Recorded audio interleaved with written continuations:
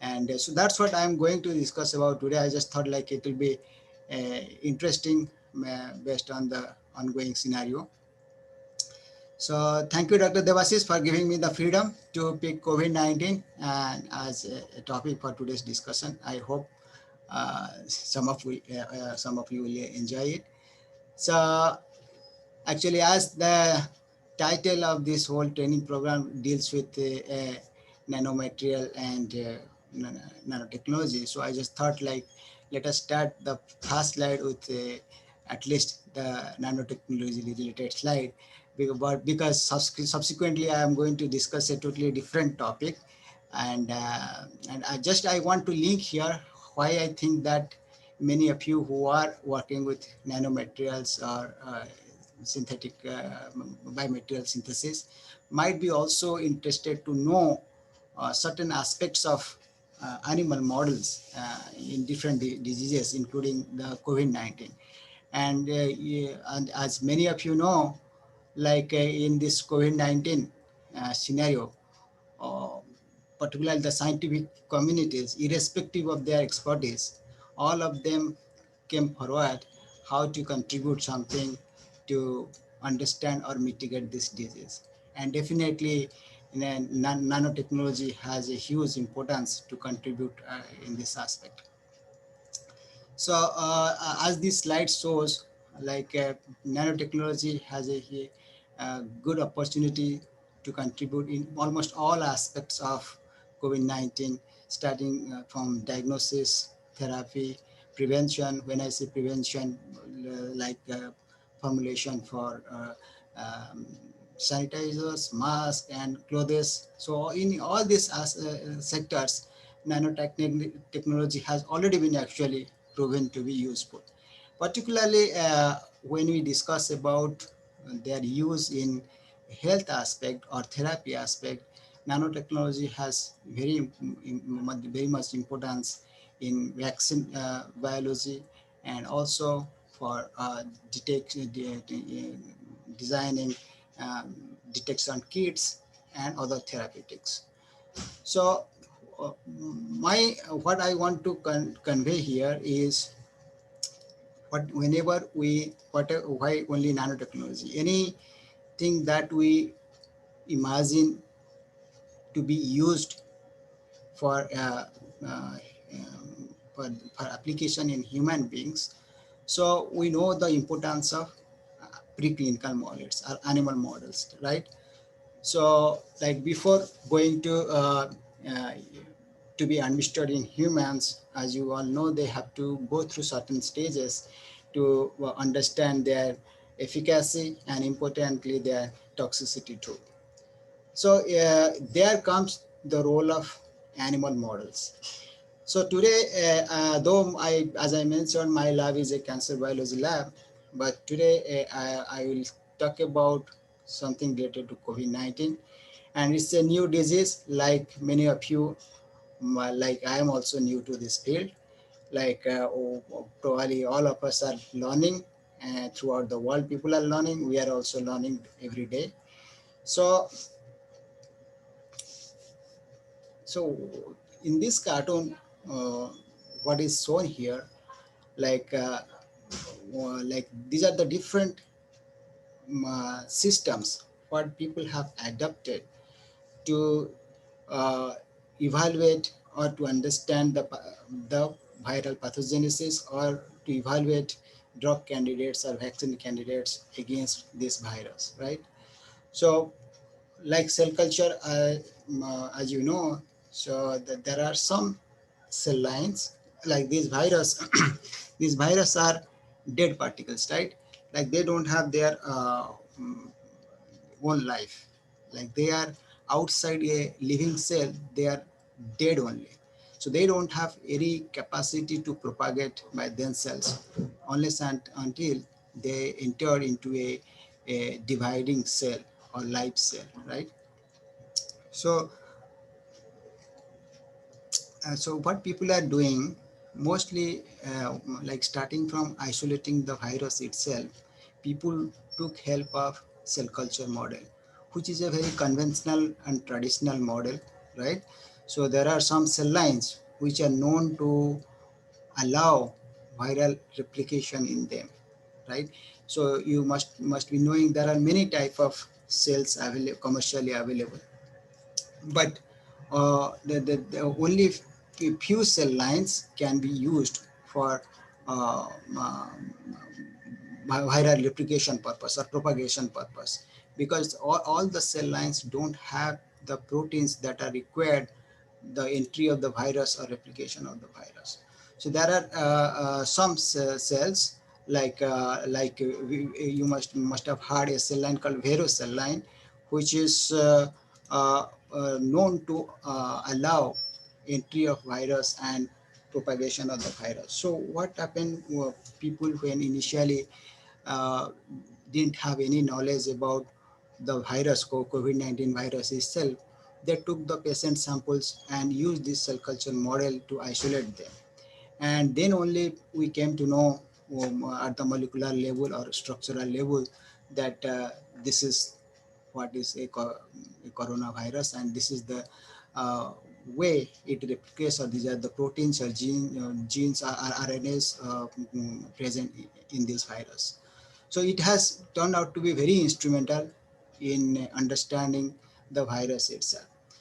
So so then people have the drawback of this model, like what I mentioned is the strength of this model, like how without much cost it helps in using the virus, not only to identify or characterize the virus, but also to evaluate different therapeutics in culture model, and many for many other purposes too.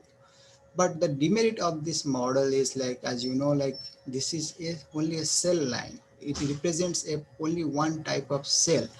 But when a person or animal gets infected with virus, what disease, the way the disease manifests actually is a combination of, like action of multiple cell types, immune cells, fibroblasts, endothelial cells. All these things, they contribute for the overall manifestation of the disease in a live system, right? So here in this cell culture model, we miss those things. So then people thought about to use little bit advanced version of the cell culture, which is now very familiar in many fields, including the cancer biology. That is called as organoid culture system, right? In organoid culture system, you have as the name itself suggests, like these are the miniature form of different organs, right?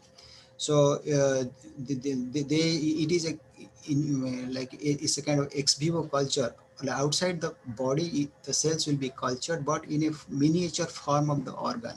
Like it is a small piece of liver. If you will take it, you should expect that it should have a hepatocyte, it should have a little bit blood vessel, you should have some fibers, like that. The different organs, people have standardized culture system with defined culture media, like these are the growth factors and culture matrices that you need to grow the cells, a multiple of cells in such a manner that they retain the architecture of the organ what they represent, right? So people have culture system already known for kidney, liver, lung, so intestine. So there are commercially even nowadays available different culture systems where you can culture these organoids representing different tissues. So people use this organoid model also to understand the pathogenesis of this virus. Because what is the beauty, another beauty of this organoid thing, like you know that suppose intestine, some of the intestinal cells also are getting infected with COVID-19. So which cells are getting infected, like does it remain confined to one type of cells, or gradually it can spread to other cells? If is there any relationship topological relationship, like only the superficial cells get infected or deep cells get infected? All these questions can be actually addressed when we can use this 3D model or organoid model of cell culture system, right? So that model has also helped to understand the pathogenesis process of this SARS-CoV-2 virus. Then comes the animal model, which actually is the interest of my lab currently. And there are multiple animals what people have tried for this COVID-19 studies to understand this pathogenesis. So that we'll discuss in detail in subsequent slides. So, and the final one is the clinical trial method where people are directly using different potential therapeutics uh, in COVID-19 patients. Right. So these are the overview of different systems that people have adopted for COVID-19 research. So when we are going to talk about animal models uh, uh, for COVID-19 research, we should understand that why suddenly for a human disease we thought about that animal will be good. We should realize that most of the virus that humans are getting, uh, people have history has told that many of their reservoir or source are from animals. So many animals they just act as carrier. They don't manifest the disease like bat, which is probably a reservoir for almost all kind of viruses probably. So but there are also some animals which not only carry the virus also manifest the disease symptoms. So this history that the genesis of the disease, like from animals, some viruses can come and infect human and cause a disease, is a strong rationale to believe that there must be some animals which may get infected with this virus and also develop the disease like human beings. And that is the one which should interest us to use in future as model system. So far, yeah, all of you know, like it's a matter of debate, like where from the coronavirus has come, starting from the leakage from the experimental laboratories to its origin from bat or pangolin. So, though we don't have a definite answer for that, but definitely the experimental evidence suggests that like this virus can indeed infect many of the animals too. So why animal models for SARS-CoV-2 infection? So as I mentioned, like what is why SARS-CoV-2? You take any infectious disease, like certain things are very important to be understood or should be investigated.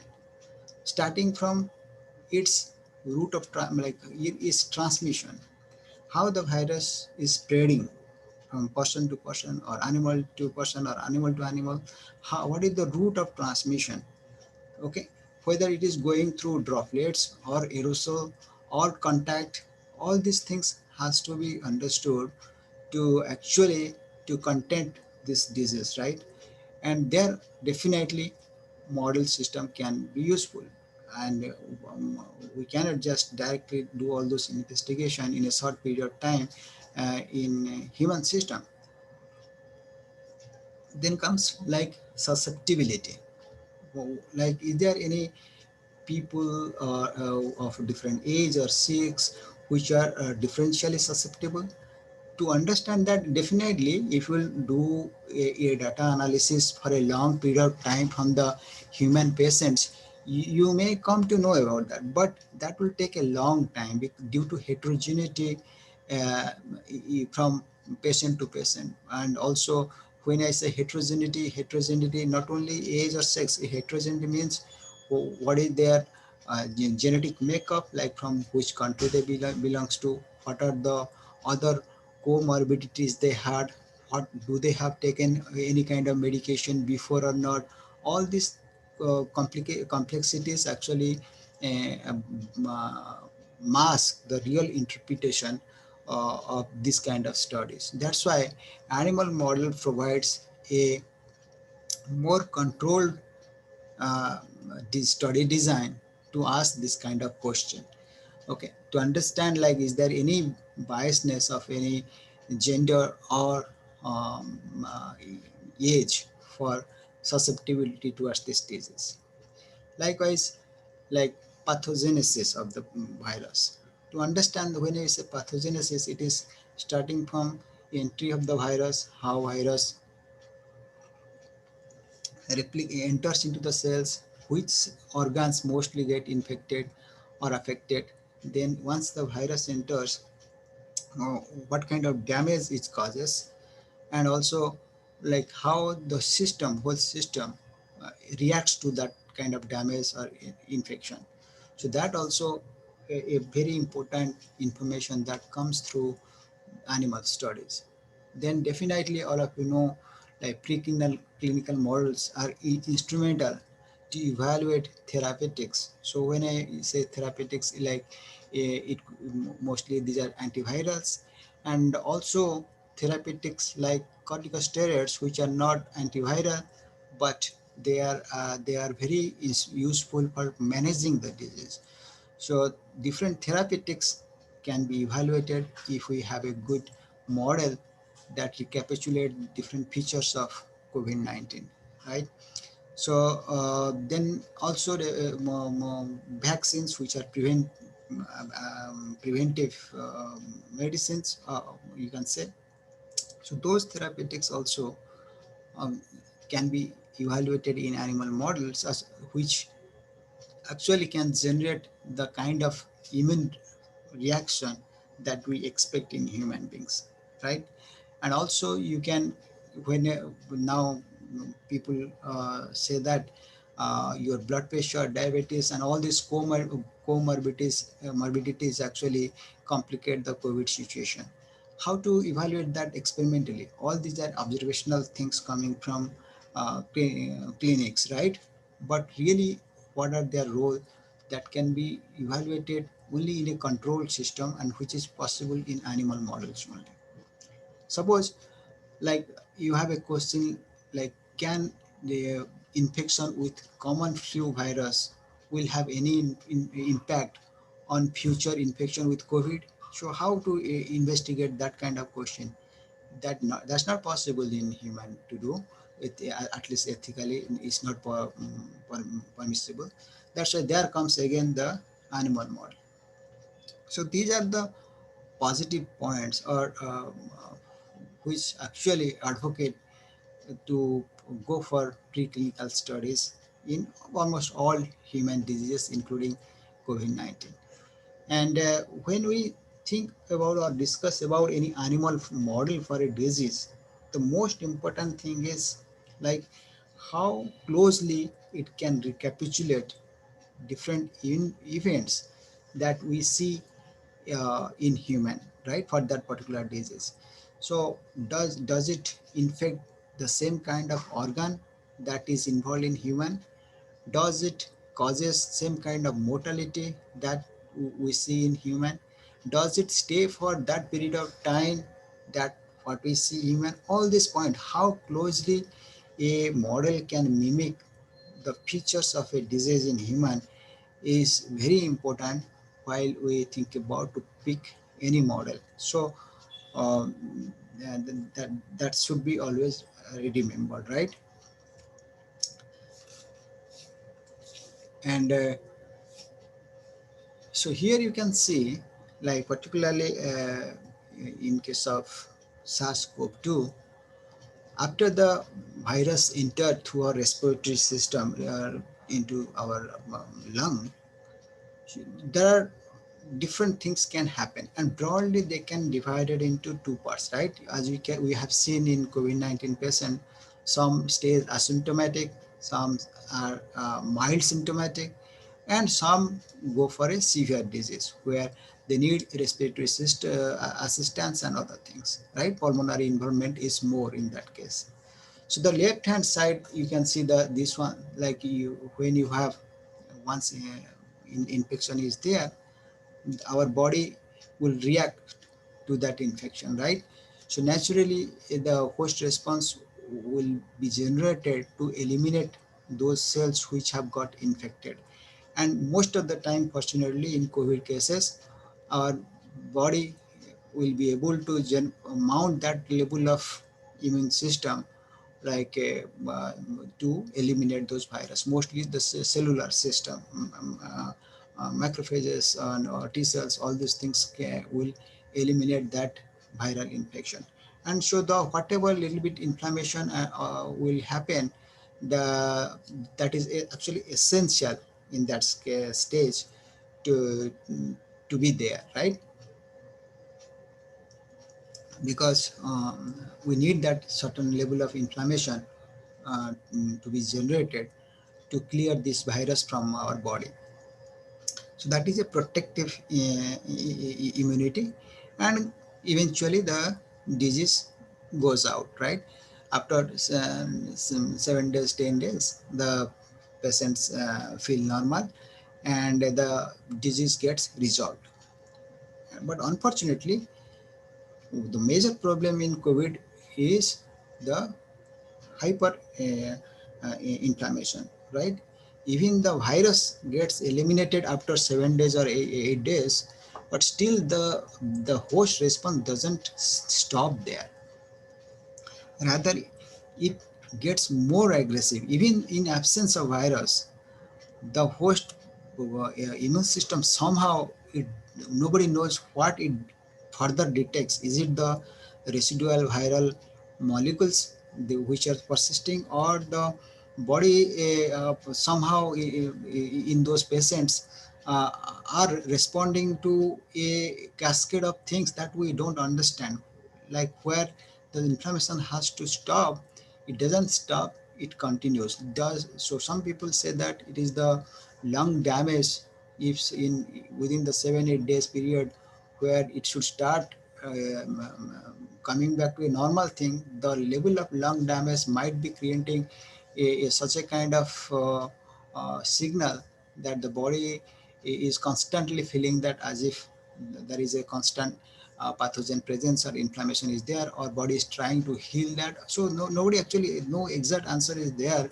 why some people respond more severely, and why some others like come back to normal things. So that unfortunately, or fortunately, what you say, like so far whatever animal models are there, they mimic most of the features associated with this milder form of the COVID-19.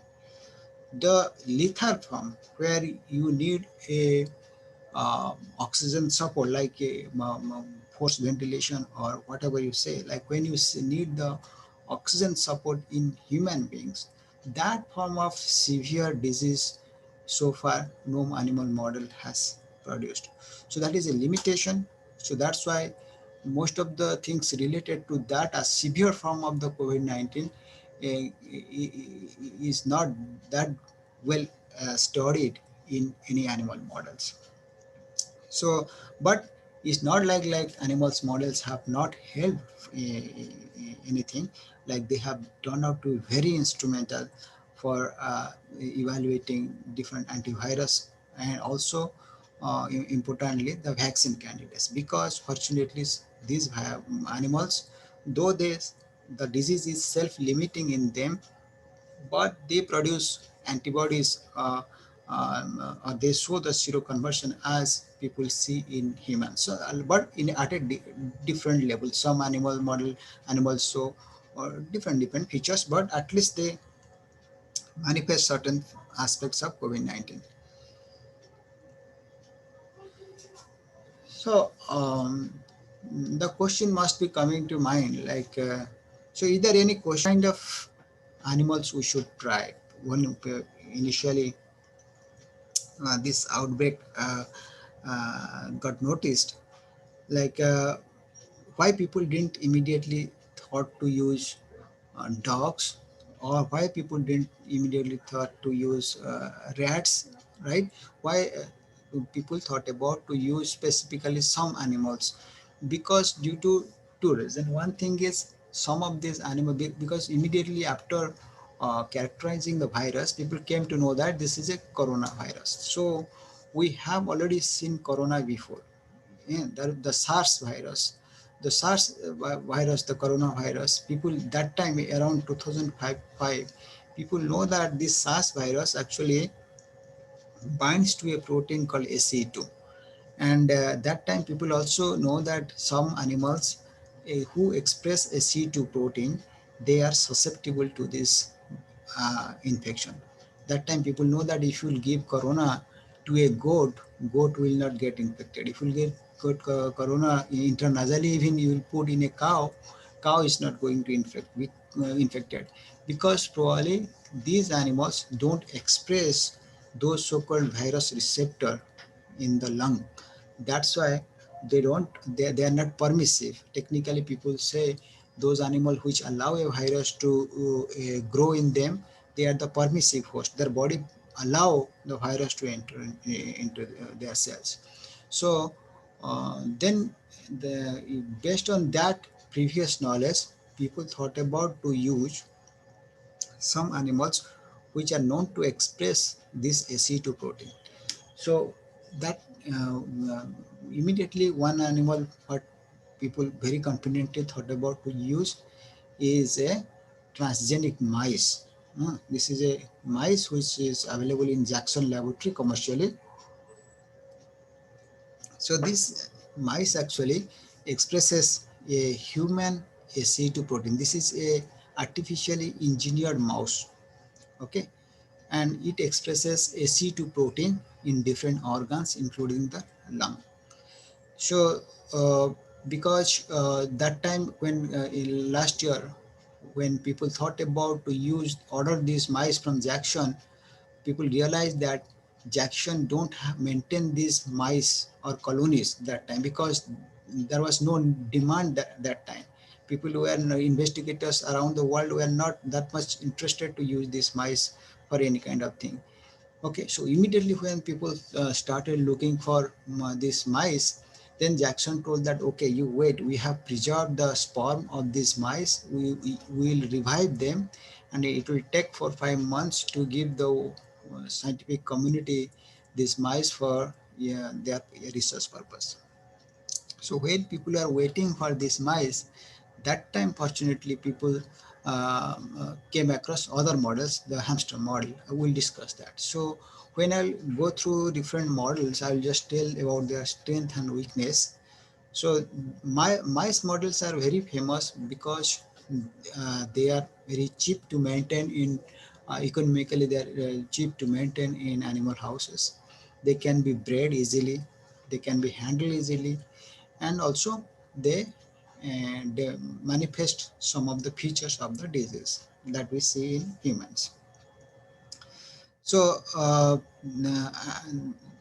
so when people are waiting for this, certain other people, what they did, they thought about to use another method to express this human ACE2 protein in mice by intranasally administering viral particles, which will go, which is carrying a ACE2 gene in them. So what will happen? They will give a retroviral particle carrying this ACE2 gene, and once they will transduce this animal intranasally, after some days, this in those animals, the animal will start expressing this ACE2 protein in the lung. Now those animals can be used further to infect with SARS-CoV-2 virus. Okay, so this is the transduced mouse model. So it has also its own limitation, though it has some advantage like other mice model, but the limitation is the when you transduce this animal with another viral particle, those virus infection by themselves will also cause certain inflammation, right? So what overall things that we see in these animals, we cannot just attribute everything to the SARS-CoV-2 infection. So that's a limitation, and also technically it is challenging. You have to two times you give the viral infection, one to express the ACE2 protein in the lung, second again with the SARS-CoV-2 infection. Then towards end of last year, what happened, like some people, they thought about like the only if you just take a normal mice and infect them, normal mice are not permissive to this virus. They will not get infected. Like we have ourselves have done. When we put corona to a mice through in a nasal route, you don't see anything happening to them. Hmm. Yeah, so what people thought, like there might be some level of infection happening in these animals, but that is not good enough to manifest any disease probably. That's why what they did, they infected normal mice, collected their lung after 2 3 days, again cultured virus from the same mice.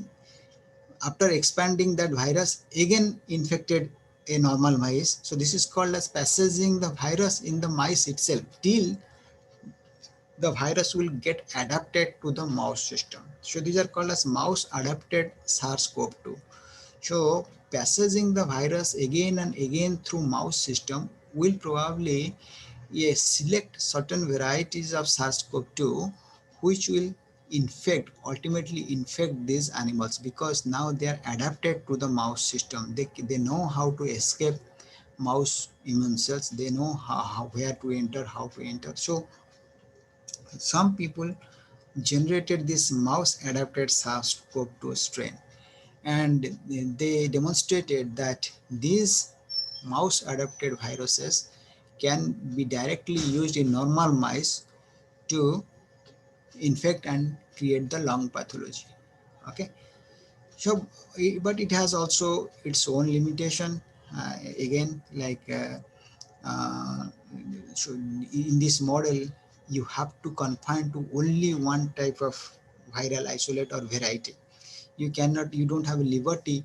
Suppose we are talking nowadays delta variety. Somebody has already suppose generated a mouse adapted isolate 1 year back, so people will not be interested to use that isolate. People will say now that is not a circulating virus. That is gone. That variety was a history.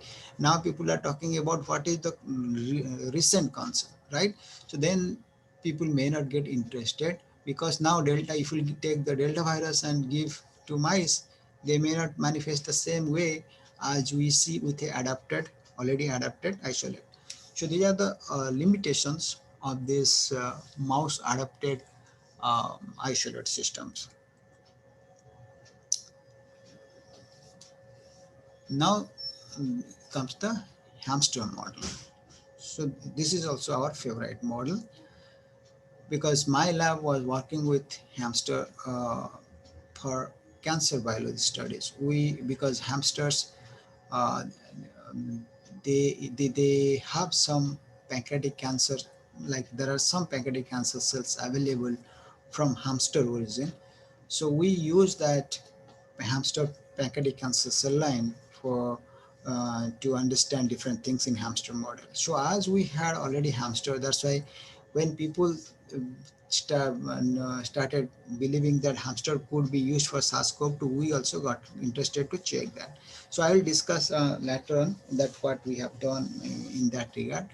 So there are different types of hamsters also. Like in mice, you must have heard there are black cyst mice, bulgy mice. So these are different strains of mice. They also look different. Somehow some mice have black color, some are white color, right? So in hamster also there are varieties of hamster. Like you must have heard Chinese hamster is also a hamster. And the one you are seeing here in this picture is a Syrian golden hamster. Okay, so this is they are the golden hamster, popularly known as golden hamster, because their body color looks like that. So these animals actually, people have used them previously for many other viral diseases also. Surprisingly, these animals are permissive to multiple viruses, uh, MERS, SARS, Corona. So they are permissive to multiple viruses. So as people had a knowledge that during earlier SARS infection, hamsters also was a good model to investigate SARS pathogenesis, because it allowed SARS to infect hamster lung and manifest the disease. So immediately people thought like, why not to use some hamster to check whether we can mimic the things, the pathologies that we are seeing in humans or not. So, and people saw that indeed hamster is a permissive host for coronavirus, and if you infect these hamsters with the COVID virus through in a nasal route, you see a lung pathology, lung damage or lung inflammation, uh, which closely mimics many things of human. Not all, but most of the things that we see in a COVID patient's lung, we can see happening that in hamster. It also uh, help to understand the transmission mode of transmission. People use these animals to understand how from one animal to another animal it is spreading, whether it is through fecal route or from aerosol route, whether a mask use of a particular barrier of particular diameter can break the transmission or not. All this information also came from hamster study. People showed that how a layer or barrier that a mask that we are using nowadays can really prevent animal to animal transmission, right? So which is not possible to do in human in a very controlled manner. So uh, after this understanding, people have used probably majority so far, whatever study you will see in PubMed or in Google, majority of the studies have been conducted so far in hamster model. But the problem with this model is they don't show the severe form of the disease. Okay, they resembles the milder form of the COVID-19, and surprisingly, these animals which will show the lung damage by fourth day or fifth day of infection, by 14th day they are all clear. They don't die. Hmm. So that's in nature's gift to them. Hmm. So then another model like animal, those are called as ferrets. So in many countries people use ferret for commercial purpose also. There are farms for ferrets in China. So these ferrets also, they people saw that they are also permissive to coronavirus. And interestingly, actually, the ferrets, the anatomy of its respiratory tract is very similar to human beings. Like none of the models so far shows the kind of symptom, coughing, sneezing, all these things we don't see in hamster or monkey model or in a mouse model. But ferrets show those symptoms, coughing, sneezing, and all these things. So this is a very good model to understand the transmission of the virus, but it has many drawbacks too. It's very it's expensive. It is also, as is a very, it's a little bit larger in size. Ethically, it is not permissible. You will not have a good number of cohort. You can't get 10 ferrets or 30 ferrets to be used in a study. So these are bigger in size. So the, it has a lot of limitations. And definitely, whenever we talk about a human disease without uh, non-human mammal models, uh, nothing can be completed. So the monkeys of different type, rhesus monkey and green monkeys, all these monkeys have turned out to be very useful model to understand the pathogenesis of COVID-19. Like they are useful also for evaluating vaccine candidates because their physiology, their immune response to external thing are very close to humans, right? So they are always very important model in infectious disease biology, and whenever we talk about evaluating therapeutics, because uh, biodistribution of the drug, bioavailability of the drug, and toxicity towards the drug. All these things can be better studied in this model because people believe that they have more closeness genetically and also physiologically towards human system. But the problem with this model is you don't have the facility for rearing the monkeys everywhere. Only at India you'll probably find only one two places where they are ethically allowed to rear monkeys for different studies. Likewise, the problem is high cost of keeping the animals also, and you can't use large number at a time to do different studies. So these are the limitations, and ethical concern, expensiveness, and difficulty in rearing, breeding all these animals, and most importantly, the ethical issue. Okay, so but um, so there are some privileged lab who have this kind of facilities, and definitely in the due to information from that labs, we have learned many things about this disease. So as I mentioned, the most important thing is their immune response. For vaccine studies, they are really fantastic models.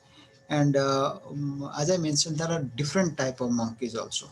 Okay, some were like this African green monkeys and other things. So they have also differential permissiveness towards this virus. All monkeys also don't get infected in a similar manner. So that also just we have to just keep in mind. So, if we just concisely compile like what we understood from the previous slides, like there are many um, animals which are known to be permissive to SARS-CoV-2. They have also shown potential to be used as models to investigate different things related to SARS-CoV-2 infection. But you can see here almost all kind of organisms that we discussed today, they show the upper respiratory tract infection. When we say upper respiratory tracts, your nasal terminate, trachea, all these things, they are getting infected. The lower respiratory tract, when you go down to the lung lower part, there are some animals, they show manifested the lower respiratory tract infection. And the other organs like kidney or GI tract, you can see that hamster and ferrets, they also showed some GI tract infection. Uh, because you must have heard like many COVID-19 patients, they also get intestinal involvement. They get also diarrhea and abdominal pain, because it is known that in some people the intestinal cells might also get infected with this coronavirus, because they also express this ACE2 protein. It is well established. So yeah, some of the animals like hamster and ferrets also manifested the GI tract involvement after COVID-19 infection. So these are very good model to investigate. If you have any intervention in mind that you think that can be given orally or some other route to control the intestinal form of SARS-CoV-2 infection, so these models should be picked up. And the nasal discharge, the fever and all these things, mostly the ferret, as I mentioned, the nasal discharge, coughing, sneezing, that we see in ferrets. Even in hamster or in mouse model, we don't see those things. And lung involvement, which is the major thing, because as we know that though many organs might get infected, but it is the lung which is actually uh, putting us in trouble. The lung involvement in COVID-19 is the most important thing that should be controlled. And so lung pathology in any of this model, the lung pathology is very important, how closely it is mimicking the human disease. So bilateral lung involvement, or when you do CT scanning, when you see the ground glass opacity and all this thing, edema, all this thing, that can be seen in both hamster and ferret models and also in monkey models also. Transmission of the virus we can see almost in all models.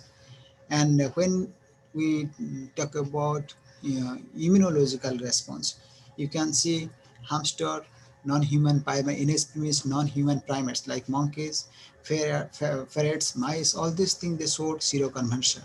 Means these mice are good models to conduct vaccine candidate evaluation or to evaluate the immunogenicity of a candidate.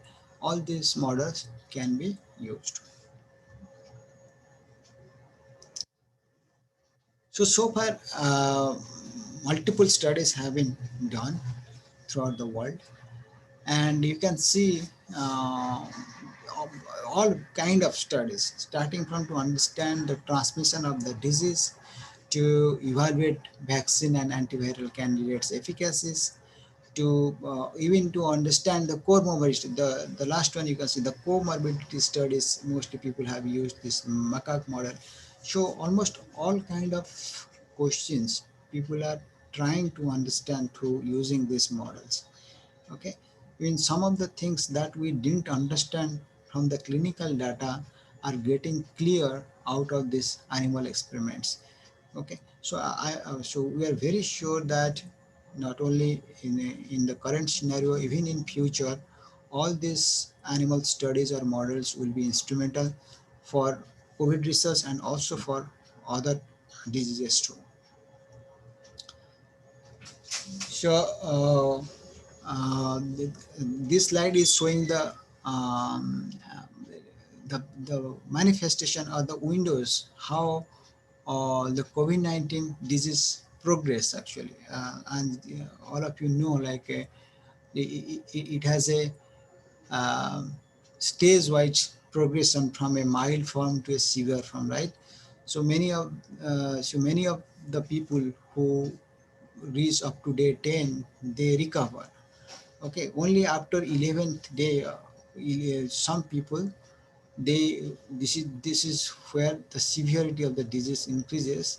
Organ failure, ARD, acute respiratory distress, all these things comes in severe form, which happens after the 10 11 days, and some people also succumb to at the end.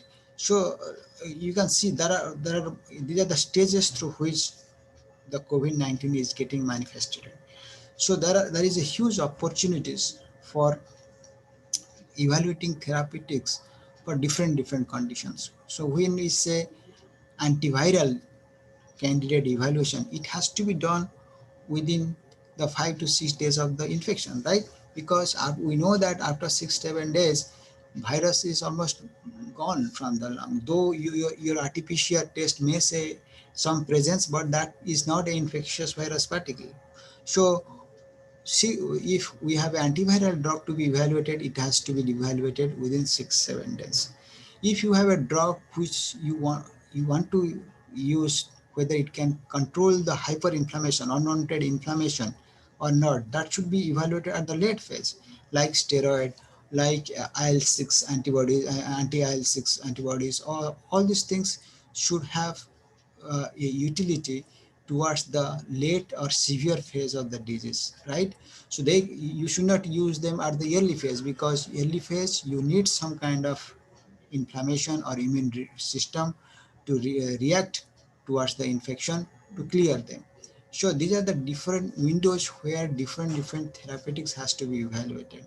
So why I am telling this thing, because when we are evaluating a drug candidate, we should also, in an animal model, we should ask the question like, does my intervention is at the right time in this model? Do I understand this model properly? How the disease progresses? So which is recapitulating the severe form of human, which is recapitulating the recovery form of the human, which is the early infection stage, right? So if you correlate the disease pathogenesis in a animal with a human form, then your study design might be accurate. So now I just want to go through a couple of slides related to the study that we have done here at ILS. So uh, as my lab was working with hamster previously for some other reason, last year we thought about to establish this hamster model of SARS-CoV-2 infection here at ILS. Fortunately, we have a biosafety level 3 animal house facility, and which turned out to be very instrumental not only for this animal study but most majorly for uh, COVID-19 testing.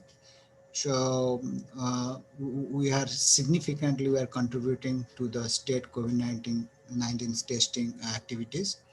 And the same facility we also used to conduct a lot of studies, including isolating the virus.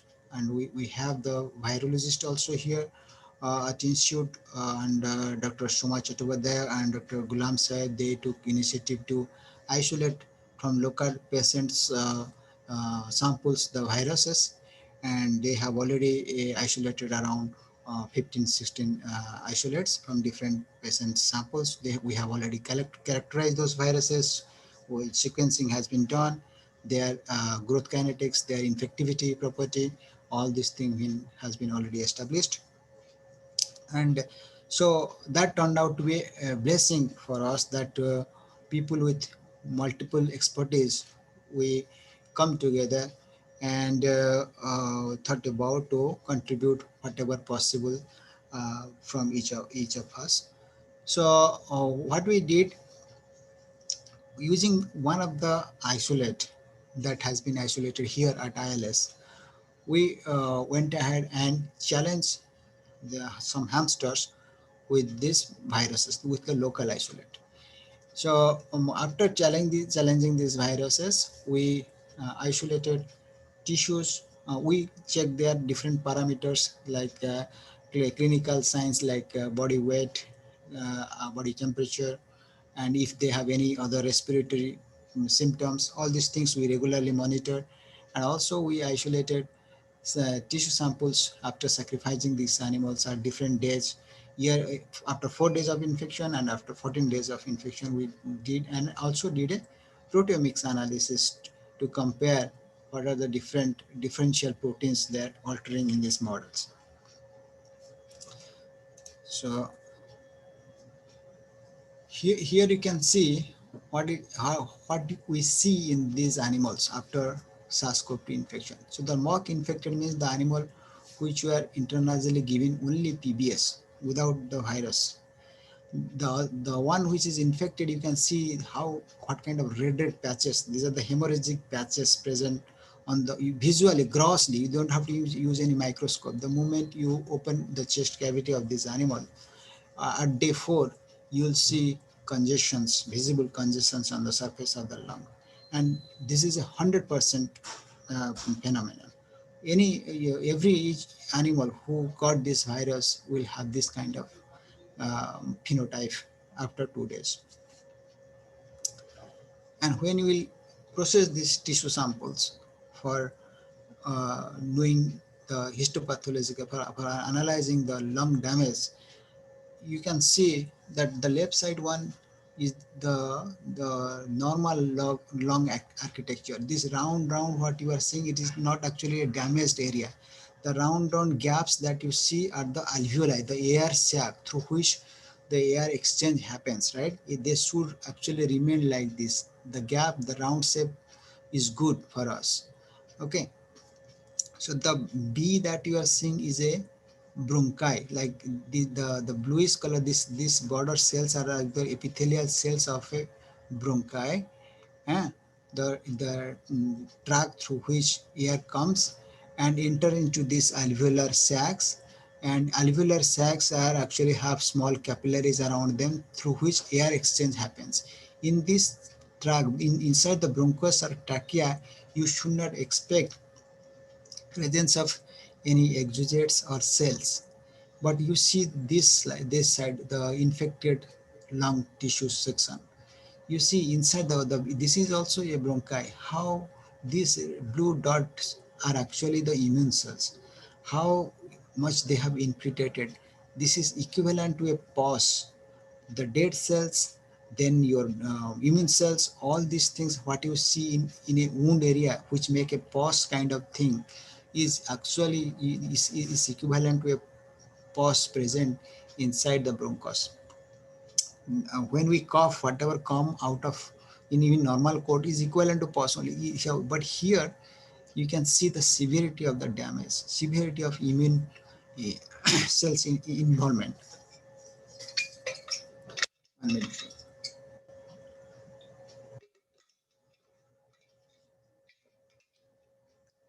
So this one is a blood vessel. You can see this is a bronchus and this is a blood vessel. So inside the blood vessel also all these things you can see the round bluish structures are the immune cells. The PBMCs, mostly the neutrophils and macrophages, they not only actually invade to the lung tissues, they even damage the blood vessel itself. This is called endothelitis. So we see whatever features people know to be present in COVID-19 patients, most of the things also we saw here in this model. So these are the pathological terminologies. Reactive endothelium, endothelitis, hemorrhagic damage of the lung, necrotic bronchitis. All these are the defined pathological terms which tell that exactly what kind of damage has happened. And in hamster lung, at day 4, almost all the animals had this kind of features. And this is the study design that we had. We infected these animals, suppose on day 0, we sacrificed 3 animals at day 3, another 3 animals at day 14. You see, this is a only no infected, non-infected lung of animal. This is a infected animal's lung animal. This is also infected, but after day 14. You see the mock infected and day 14 lung is almost same. Like so rapidly in this animal, the virus, though the viral load is very high, the lung is also getting damaged. But like the human patient who recovered very quickly, like mild symptomatic or asymptomatic patients, here also the recovery happens very quickly. Within 14 days, the virus is gone. You can see the viral protein presence. It is there in at day 4, at day 14 it is gone. So all the we have checked the lung pathology, viral presence and absence, and also quantified their load. So all these things in this model we have done. So this is already published. That's why I'm not spending much time there. I also want to mention that we, in addition to the study that we are doing now related to COVID-19 in hamster model, we are also characterizing this hamster system more, because the hamster, there are in hamster many reagents are not available like for mouse. So many of the things are this is a bottleneck of this model. Like if you don't have antibodies against hamster, how you will do more in-depth biochemical studies and other things. So we are also doing characterization some of the reagents and understanding this model even more better. And we have recently also reported that the AC2 called so-called the AC2 protein, the receptor for SARS-CoV-2 actually is not present in the hamster lung. But it might be present. I should correct myself. Like the two techniques that we used, immunofluorescence or immunohistochemistry and Western blot. In these two techniques, we didn't see much expression of AC2 in this animal's lung. So which also corroborates many recent findings from other people who have already started telling that in human lung also AC2 protein expression is very less. So this will raise a question, then how hamster then virus is infecting lung tissues, because we know that AC2 is the receptor. So answers are also have started coming up, like there are AC2 independent mechanisms also. Many other receptors might be also present. So it needs more investigation, but we did this and have given evidence that uh, hamster lung tissues don't have AC2 expression at that level. So there are some of the data from there. So just to give a sense that In addition to infection studies, we do also some other studies related to SARS-CoV-2 in this model. So now I just want to, just towards the end of my talk, before that I just want to say, give some information related to the activity that actually we have initiated here at ILS. This is related to establishing a animal biosafety level 3 platform which will provide SARS-CoV-2 related studies on a fee for service mode.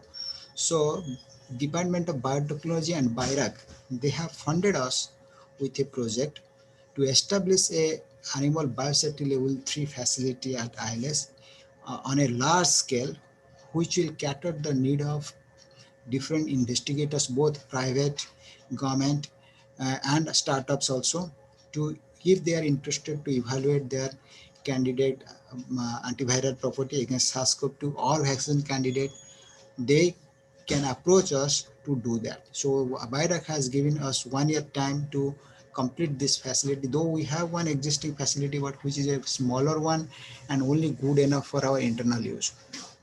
With that funding, already 6 months are gone.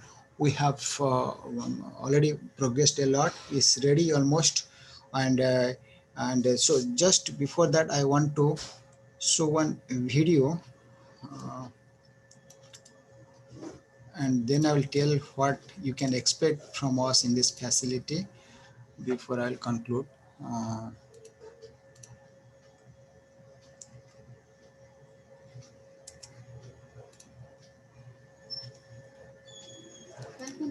is it visible? Does the video screen is visible? No, sir, it's not visible. Okay, let me then open. Okay. Then I have to go here probably.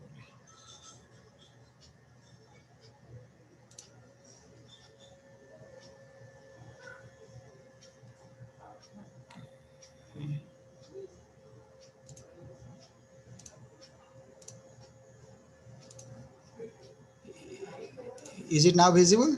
Yes, sir, it's visible.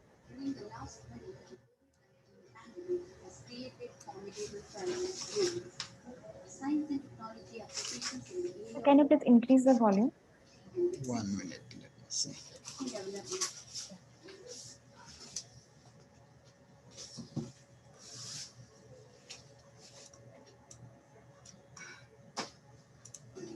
Welcome to the Institute of Life Sciences Bhubaneswar.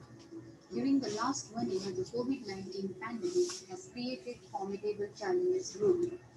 Science and technology applications in the area of genomics, immunology, and vaccine development have contributed significantly in meeting these global challenges.